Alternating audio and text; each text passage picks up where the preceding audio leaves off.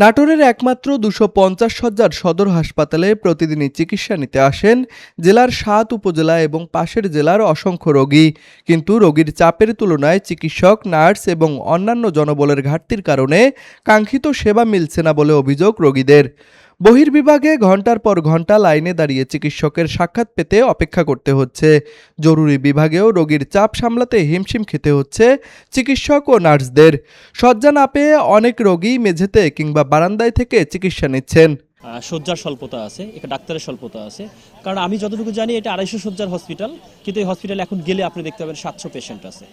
হাসপাতালের বিভিন্ন ওয়ার্ডে প্রয়োজনের তুলনায় রোগীর সংখ্যা কয়েক গুণ বেশি।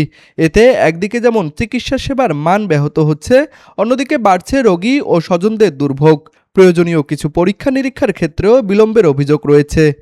২ ঘন্টা আগে এসেছি, আগে আসার পরে এখন পর্যন্ত চিকিৎসার পর্যায়ে পৌঁছাতে পারেনি, কারণ আমার মনে হয়েছে যে এখানে পর্যাপ্ত জনবল নেই। নাটোর সদর হাসপাতাল জেলার প্রধান সরকারি চিকিৎসা কেন্দ্র হওয়ায় প্রতিদিনই এখানে বাড়ছে রোগীর চাপ।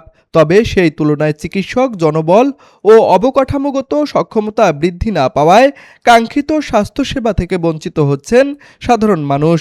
স্বাস্থ্য বিভাগে জনবলের অনেক অভাব রয়েছে, তবে এই অভাব দূর করার জন্য বিভিন্নভাবে চেষ্টা চলছে।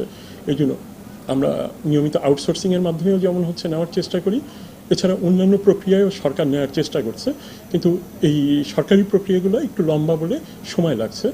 দ্রুত প্রয়োজনীয় জনবল নিয়োগ এবং সেবার মান উন্নয়নের দাবি জানিয়েছেন ভুক্তভোগীরা। স্বাস্থ্যসেবার মান উন্নয়নে দ্রুত প্রয়োজনীয় পদক্ষেপ নেওয়া না হলে জেলার লাখো মানুষের দুর্ভোগ আরও বাড়বে বলে মনে করছেন সংশ্লিষ্টরা। নাটোর প্রতিনিধি আরিফুল ইসলামের পাঠানো তথ্যচিত্রে ডেস্ক রিপোর্ট, RCTV।